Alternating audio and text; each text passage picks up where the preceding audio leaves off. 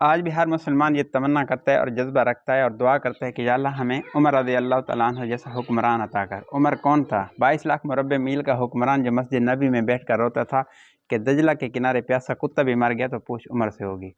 ایک دفعہ اپنی بیوی کو اٹھایا، کہا کہ ایک جنت کا کام ہے، ایک غریب کے خیمے میں لے گئے، وہاں بچے کی ولادت کا وقت تھا، وہاں اپنی بیوی کو لے کر گئے ہیں۔ 22 لاکھ مربع میل کا حکمران رات کو گشت کر رہے ہیں، بچے رو رہے ہیں، ایک عورت ساتھ ہے، جا کر پوچھا کہ کیوں رو رہے ہیں؟ فرمایا کہ بھوک کی وجہ سے۔ واپس آئے، بیت المال میں سے سامان اٹھایا، بوری کو خوب بھرا۔ غلام نے کہا بوری میں اٹھاؤں؟ کہا نہیں، میں خود ہی اٹھاؤں گا، کیا قیامت کے دن بھی میرے بوجھ کو تو ہی اٹھائے گا؟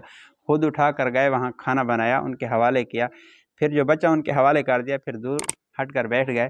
تو غلام نے پوچھا کہ حضرت کیا وجہ تھی؟ فرمایا اس لیے میں دور ہٹ کر بیٹھا ہوں کیونکہ میں نے ان کو روتے ہوئے دیکھا، میرے دل چاہ کہ ان کو ہنستے ہوئے بھی دیکھ لوں۔ باقی جو کھانا بچہ ان کے حوالے کر دیا، جس کے بارے میں پیارے نبی حضرت محمد صلی اللہ علیہ وسلم نے ارشاد فرمایا کہ عمر میں وہ صفات ہیں، اگر میرے بعد کوئی نبی ہوتا تو حضرت عمر ہوتا۔ اللہ تعالیٰ مجھے اور آپ کو بھی حضرات صحابہ کرام کے نقش قدم پر چلنے کی توفیق عطا فرمائے۔